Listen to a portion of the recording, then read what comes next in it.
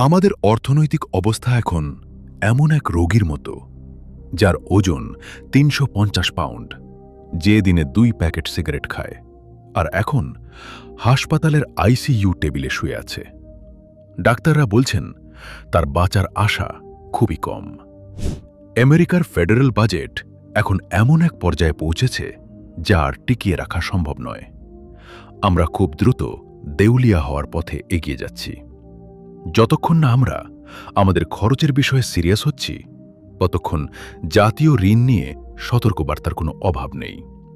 বর্তমানে আমেরিকার ঋণের পরিমাণ তাদের পুরো অর্থনীতির আকারের সমান, এবং এখান থেকে এটা রকেটের গতিতে বাড়ার আশঙ্কা করা হচ্ছে। এর কারণ খুব সহজ। আমেরিকা তাদের আয়ের চেয়ে অনেক বেশি ব্যয় করে, এবং সেই ঘাটতি মেটাতে তারা ক্রমাগত ঋণ নেয়। ঋণের এই বিষয়টাকে আমি প্রায়ই অদৃশ্য ইলেকট্রিক বেড়ার সাথে তুলনা করি। আপনি জানেন না যে আপনি বিপদসীমার কতটা কাছে, যতক্ষণ না আপনি সেই বেড়ায় ধাক্কা খাচ্ছেন। আর একবার ধাক্কা খেলে তখন আর ফেরার পথ থাকে না। মনে হচ্ছে আমেরিকা ইচ্ছা করেই দেখতে চাইছে যে সেই শেষ সীমাটা বা টিপিং পয়েন্টটা আসলে কোথায়। আজ আমরা এটা নিয়ে আলোচনা করব না যে কিভাবে এই ঘাটতি মেটানো যায়, বরং আমরা এটা বোঝার চেষ্টা করব যে যদি আমরা এটা ঠিক না করি, তবে কি ভয়ঙ্কর পরিস্থিতি অপেক্ষা করছে। এখানেই আসল বিপদটা শুরু হয়। ইতিহাস বলছে ঋণের এই ফাঁদ থেকে বের হওয়া প্রায় অসম্ভব। যদিও ১৭৭৬ সাল থেকেই ঋণ আমেরিকার ইতিহাসের অংশ, কিন্তু আমরা আগে কখনো এমন ভয়ঙ্কর টিপিং পয়েন্ট দেখিনি। ৯০-এর দশকের শুরুতে আমেরিকার অর্থনীতি নিয়ে অনেক অনিশ্চয়তা ছিল। গোল্ডম্যান স্যাক্সের তৎকালীন সহসিনিয়র পার্টনার রবার্ট রুবিন মনে করেন সেই সময় ক্লায়েন্টরা খুবই অনিশ্চিত ছিল, এবং এই ঘাটতি বা ডেফিসিট সেখানে একটা বড় ভূমিকা পালন করেছিল। রবার্ট রুবিন পরবর্তীতে বিল ক্লিন্টনের ট্রেজারি সেক্রেটারি হয়েছিলেন। তিনি বলেছিলেন, এটা একটা অত্যন্ত গুরুত্বপূর্ণ সমস্যা। রাজনৈতিকভাবে এটা সমাধান করা কঠিন, কিন্তু এটাই আমাদের করতে হবে। অবশেষে সেই কঠিন সিদ্ধান্ত নেওয়া হয়েছিল। ৩ দশকের ঘাটতি শেষ করে আমেরিকা ব্যালেন্সড বাজেট এবং উদ্বৃত্ত বা সারপ্লাসের এক নতুন যুগে প্রবেশ করেছিল। ১৯৬৯ সালের পর সেটা ছিল প্রথমবার। কিন্তু সেই সুদিন বেশিদিন স্থায়ী হয়নি। তারপর থেকে আমেরিকা একাধিকবার ট্যাক্স কমিয়েছে, একাধিক ব্যয়বহুল যুদ্ধ করেছে, একটি ভয়াবহ অর্থনৈতিক মন্দা এবং একটি মহামারী মোকাবিলা করেছে। এই সব কিছু মিলিয়ে তৈরি হয়েছে এক ঐতিহাসিক ঋণের গর্ত। মোটামুটিভাবে বলা যায়, এই ঋণের ১/৩ এসেছে ট্যাক্স কমানোর কারণে, ১/৩ খরচ বাড়ার কারণে, এবং বাকি ১/৩ জরুরি পরিস্থিতির কারণে। জরুরি অবস্থার সময় ঋণ নেওয়াটা সঠিক সিদ্ধান্ত ছিল, কিন্তু বাকি দুটো কারণের জন্য ঋণ নেওয়াটা মোটেও যৌক্তিক ছিল না। পেনসিলভানিয়া বিশ্ববিদ্যালয়ের ওয়ার্টন স্কুলের কেন্ট স্মেটার্সের টিম একটি মডেল তৈরি করেছে, যা দেখায় কিভাবে নীতি পরিবর্তনগুলো ফেডারেল বাজেটকে প্রভাবিত করে। তাদের মডেল পরিষ্কারভাবে বলছে যে বর্তমান ফিস্কাল পলিসি বা আর্থিক নীতি টিকিয়ে রাখা সম্ভব নয়। বর্তমান আইন অনুযায়ী ঋণের বোঝা এত বেশি যে ফিক্সড ইনকাম মার্কেট এবং বন্ড মার্কেট ধসে পড়তে পারে। স্মেটার্সের মডেল অনুযায়ী আগামী ২০ বছরের মধ্যে এই ধস নামতে পারে। যদি কংগ্রেস কোনো বড় সমাধান না বের করে, তবে এই গর্ত থেকে বের হওয়ার একটাই গাণিতিক উপায় থাকে, আর তা হল ডিফল্ট বা ঋণ পরিশোধে ব্যর্থ হওয়া। সাধারণত ডিফল্ট তখন হয় যখন ঋণগ্রহীতা ঋণের টাকা ফেরত দিতে পারে না। কিন্তু আমেরিকার ক্ষেত্রে বিষয়টা একটু আলাদা, কারণ তাদের এই বিপদ থেকে বাঁচার উপায় আছে। আমেরিকা চাইলে যে কোনো ঋণ পরিশোধ করতে পারে, কারণ তারা সবসময় টাকা ছাপাতে পারে। তারা তাদের নিজস্ব কারেন্সিতে বন্ড ছাপে, তাই তারা টেকনিক্যালি কখনো ডিফল্ট করবে না। তারা শুধু মানি প্রিন্টিং মেশিন চালু করে দেয়। এর মানে হল অর্থনীতিতে ডলারের পরিমাণ বেড়ে যায়, অথচ পণ্য ও সেবা একই থাকে। আর এখান থেকেই জন্ম নেয় ইনফ্লেশন বা মুদ্রাস্ফীতি। অতীতে অনেক দেশ উচ্চ ঋণের কারণে এই সমস্যায় ভুগেছে। বিখ্যাত গ্লোবাল ম্যাক্রো ইনভেস্টর রে ডালিও, যিনি গত 50 বছর ধরে বিনিয়োগের সাথে যুক্ত, তিনি মনে করেন যে আগামী 3 বছরের মধ্যে আমেরিকা বড় কোনো অর্থনৈতিক আঘাত বা ট্রমার মুখোমুখি হওয়ার সম্ভাবনা 50%-এরও বেশি। তিনি 2008 সালের অর্থনৈতিক সংকটের পর থেকেই সরকারি ঋণের মাত্রা নিয়ে চিন্তিত ছিলেন। তিনি নিজেকে অনেকটা ডাক্তারের মতো মনে করেন। তিনি দেখছেন যে ধমনীতে চর্বি জমার মতো অর্থনীতিতে সমস্যা জমছে। তিনি আগে কখনো বলেননি যে পরিস্থিতি এতটা খারাপ, কিন্তু এখন ঋণের যোগান এবং চাহিদার চিত্রটা খুবই ভয়াবহ। সরকার যে পরিমাণ ঋণ তৈরি করছে বা বন্ড ছাড়ছে, তার তুলনায় বাজারে সেই ঋণের চাহিদা অনেক কম। কিন্তু ইতিহাস বলছে আপনি চাইলেই যা খুশি করতে পারেন না। যখনই সরকার সীমা অতিক্রম করে, তখনই বাজারের পাহারাদাররা জেগে ওঠে। সরকার এই বিশাল ঘাটতি মেটাতে ট্রেজারি বন্ড ইস্যু করে এবং বিক্রি করে। কিন্তু যখন বিনিয়োগকারীরা ভয় পায় যে বাজারে খুব বেশি ঋণ চলে আসছে এবং মুদ্রাস্ফীতির ঝুঁকি বাড়ছে, তখন তারা বন্ড কেনার জন্য আরও বেশি সুদ দাবি করে। 80-র দশকে যখন এমন পরিস্থিতি হয়েছিল, তখন অ্যাড ইয়ারডিনি এই আচরণের নাম দিয়েছিলেন বন্ড ভিজিল্যান্টিজ বা বন্ডের পাহারাদার। বিনিয়োগকারীদের মধ্যে ভয় ছিল যে তারা আবার ক্ষতিগ্রস্ত হবে। ইয়ারডিনির ধারণা ছিল, যদি সরকার এবং ফেডারেল রিজার্ভ অর্থনীতির দায়িত্ব ঠিকমতো পালন না করে, তবে এই বন্ড ভিজিল্যান্টিরা বাজারের নিয়ন্ত্রণ নিয়ে নেবে এবং সুদের হার বাড়িয়ে দেবে, যাতে মুদ্রাস্ফীতি কমে আসে। 1983 সালে ইয়ারডিনি যখন এটা লিখেছিলেন, তখন ঘাটতি ছিল $200 বিলিয়ন। আজ সেই ঘাটতি 10 গুণ বেশি। +4 বন্ড ভিজিল্যান্টিরা এখন আগের চেয়ে অনেক বেশি শক্তিশালী। এখন প্রশ্ন হল, তারা কি তাদের এই ক্ষমতা ব্যবহার করবে? তারা কি বন্ডের সুদের হার এমন পর্যায়ে নিয়ে যাবে যা অর্থনীতিতে মন্দা বা রিসেশন ডেকে আনবে? এর একটা জীবন্ত প্রমাণ আমরা দেখেছি 2022 সালের শেষের দিকে ব্রিটেনে, যা একটি ছোটখাটো ঋণ সংকটের জন্ম দিয়েছিল। তৎকালীন প্রধানমন্ত্রী লিজ ট্রাস 45 বিলিয়ন পাউন্ড ট্যাক্স কমানোর ঘোষণা দিয়েছিলেন। তিনি বলেছিলেন, এটা অর্থনীতিকে বড় করার একটা সাহসী পদক্ষেপ। কিন্তু এর ফলাফল ছিল উল্টো। ব্রিটিশ পাউন্ডের ভয়াবহ দরপতন ঘটে। বিনিয়োগকারীরা ব্রিটেনের বন্ড বিক্রি করে দেয় বা ডাম্প করে। স্থানীয় পেনশন ফান্ডগুলো তাদের ঝুঁকি সামলাতে বন্ড বিক্রি করতে বাধ্য হয়, যা পুরো অর্থনীতিকে নিচের দিকে টেনে নিয়ে যাচ্ছিল। শেষ পর্যন্ত ব্যাংক অফ ইংল্যান্ডকে হস্তক্ষেপ করতে হয় এবং সরকারকে সেই ট্যাক্স কমানোর সিদ্ধান্ত বাতিল করতে হয়। কিন্তু প্রধানমন্ত্রী লিজ ট্রাস আর বিশ্বাসযোগ্যতা ফিরে পাননি এবং মাত্র 6 সপ্তাহের মাথায় তাকে পদত্যাগ করতে হয়। এখন প্রশ্ন হল, আমেরিকার বাজারেও কি এমন আস্থার সংকট হতে পারে?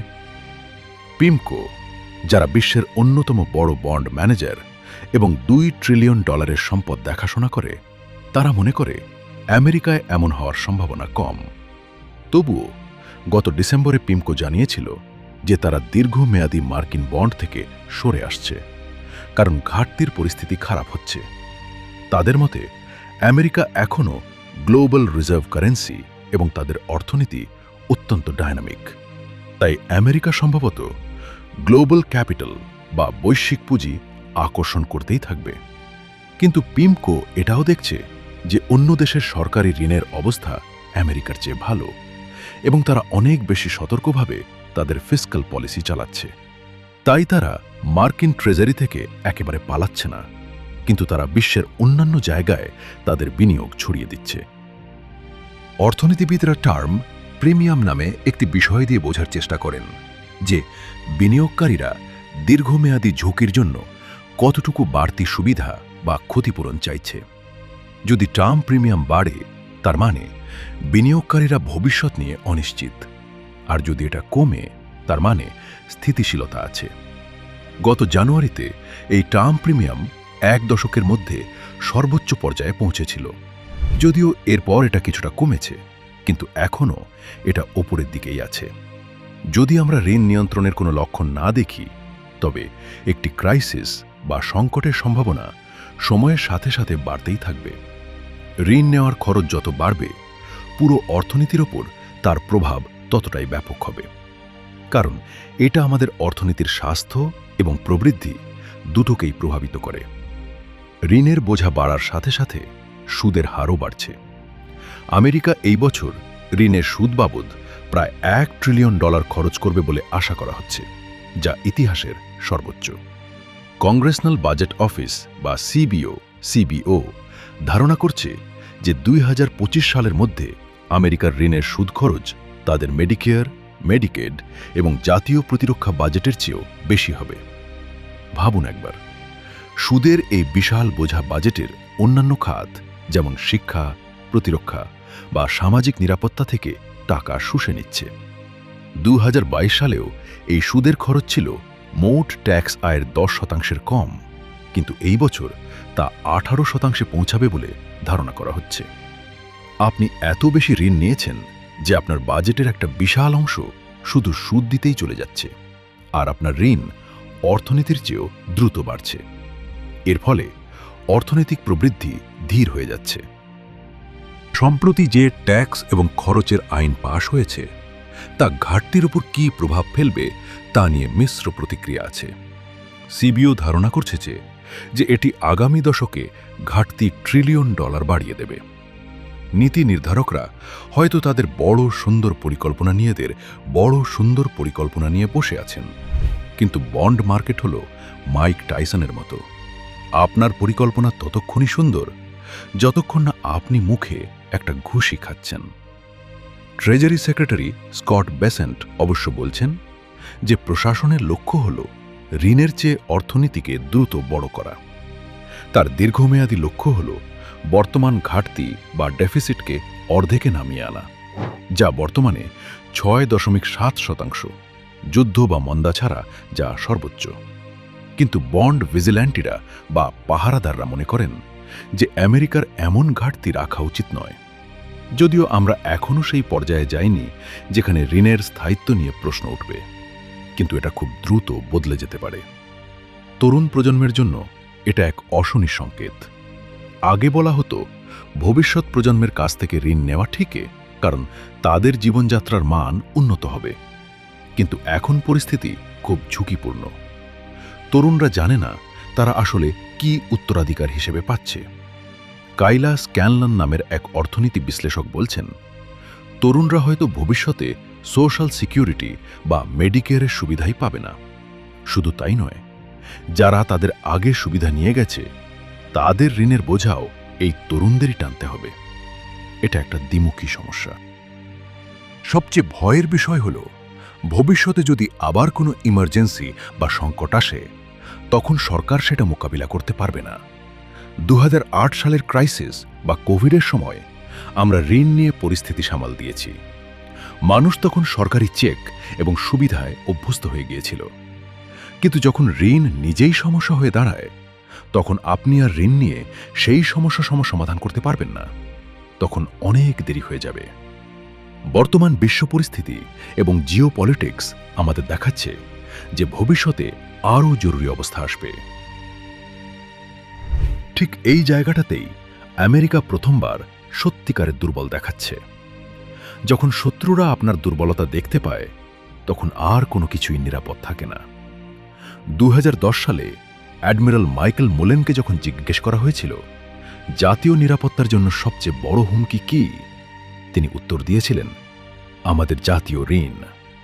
মানুষ ভেবেছিল তিনি কোনো অস্ত্র বা শত্রু দেশের নাম বলবেন। অ্যাডমিরাল মোলেন বুশ এবং ওবামা উভয় আমলেই জয়েন্ট চিফ অফ স্টাফের চেয়ারম্যান ছিলেন। তিনি বলেছিলেন, সুদের হার বাড়লে এবং ঋণ বাড়লে তা প্রতিরক্ষা বাজেটকে সংকুচিত করে ফেলবে। ঠিক এমন সময়ে যখন আন্তর্জাতিক উদ্বেগ বাড়ছে। বর্তমানে আমেরিকা তাদের প্রতিরক্ষা খাতের চেয়ে ঋণের সুদের পেছনে $53 বিলিয়ন বেশি খরচ করছে।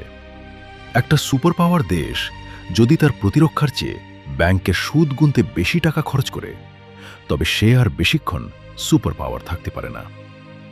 আমেরিকা গত বছরই এই সীমা অতিক্রম করেছে। ফার্গুসন বলছেন, ঋণের বোঝা সীমিত সম্পদ শুষে নিচ্ছে। ফলে জাতীয় নিরাপত্তার জন্য কম টাকা থাকছে, যা একটি পরাশক্তিকে সামরিক চ্যালেঞ্জের মুখে দুর্বল করে দিচ্ছে। যতক্ষণ না সুদের হার নাটকীয়ভাবে কমে আসছে, যা এখনো হয়নি, সুদের পেমেন্ট বাড়তেই থাকবে। এটা একটা সুপার পাওয়ারের জন্য বিশাল সমস্যা, বিশেষ করে যখন সে অন্য এক সুপার পাওয়ারের সাথে পাল্লা দিচ্ছে। রাশিয়ার পুতিন এবং চীনের শি জিনপিং আমেরিকার এই ঋণের বিষয়টিকে একটি দুর্বলতা হিসেবে দেখছেন। চীন আমেরিকার ট্রেজারি বন্ডের অন্যতম বড় মালিক, যদিও তারা এখন সেটা কমিয়ে ফেলছে। আন্তর্জাতিক বাজারে আমেরিকার ঋণের পরিমাণ প্রায় $9 ট্রিলিয়ন কাছাকাছি। বিশেষজ্ঞরা সতর্ক করেছেন যে বিদেশি ঋণদাতারা তাত্ত্বিকভাবে তাদের বন্ডগুলোকে জিওপলিটিক্যাল অস্ত্র হিসেবে ব্যবহার করতে পারে। যদিও চীনের হাতে ঠিক কত বন্ড আছে তা পরিষ্কার নয়, তবে ধারণা করা হয় এটি প্রায় $800 বিলিয়ন। যদিও চীন হুট করে সব বন্ড বিক্রি করে দেবে এমনটা নিশ্চিত নয়, কিন্তু তারা চাইলে বড় ধরনের অর্থনৈতিক ঝুঁকি তৈরি করতে পারে। অবশ্য এতে তাদের নিজেদেরও বিশাল ক্ষতি হবে। জাপানের হাতেও $1 ট্রিলিয়ন বেশি মার্কিন ঋণ আছে, যা কোনো বিদেশি দেশের মধ্যে সর্বোচ্চ। 70 এবং 80-র দশকে যখন জাপান রপ্তানিকারক দেশ হিসেবে উঠে আসছিল, তখন এটা শুরু হয়েছিল। বিষয়টা এভাবে কাজ করে, যখন কোনো জাপানি গাড়ি কোম্পানি আমেরিকায় গাড়ি বিক্রি করে $30,000 পায়, তখন তাদের খরচ মেটানোর জন্য সেই ডলারকে জাপানি ইয়েলে রূপান্তর করতে হয়। সেই ডলার তখন জাপানি ব্যাংকে যায় এবং ব্যাংক সেই ডলার দিয়ে নিরাপদ বিনিয়োগ হিসেবে মার্কিন ট্রেজারি বন্ড কেনে।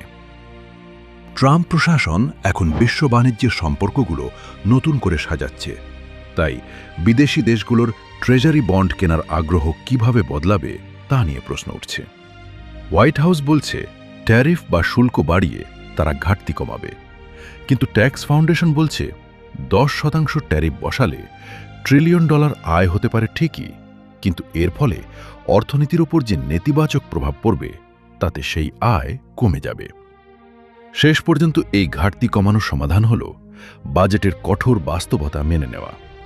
কিন্তু বর্তমানে আমেরিকার রাজনীতি এত বেশি বিভক্ত যে আইন প্রণেতারা শাসনের চেয়ে দলাদলিকেই বেশি গুরুত্ব দিচ্ছেন। দুই দলই সহজ পথ বেছে নিচ্ছে, সবাই ট্যাক্স কমাতে চায় এবং খরচ বাড়াতে চায়। রাজনৈতিক চ্যালেঞ্জ মোকাবিলা না করে এই অর্থনৈতিক পরিস্থিতি বদলানো খুব কঠিন। অ্যাডমিরাল মোলেনকে যখন আবার জিজ্ঞেস করা হয়েছিল যে তিনি এখনও ঋণকে সবচেয়ে বড় হুমকি মনে করেন কিনা, তিনি বলেছিলেন না, তিনি এখন মনে করেন দেশের রাজনৈতিক বিভাজনই সবচেয়ে বড় হুমকি। ঋণ, শিক্ষা, স্বাস্থ্য খাত বা সোশ্যাল সিকিউরিটি সব সমস্যার সমাধানের জন্য দুই দলের ঐকমত্য প্রয়োজন। কিন্তু রাজনৈতিক বিভেদ যত বাড়ছে, সমাধান তত কঠিন হয়ে পড়ছে। আসলে একটা দেশ ঋণের কারণে ধ্বংস হয় না, ধ্বংস হয় তখন যখন সে আর ঐক্যবদ্ধভাবে সমস্যাটা ঠিক করতে পারে না। আর ইতিহাস বলছে এই মুহূর্তটাই একটি জাতির জন্য সবচেয়ে ভয়ঙ্কর।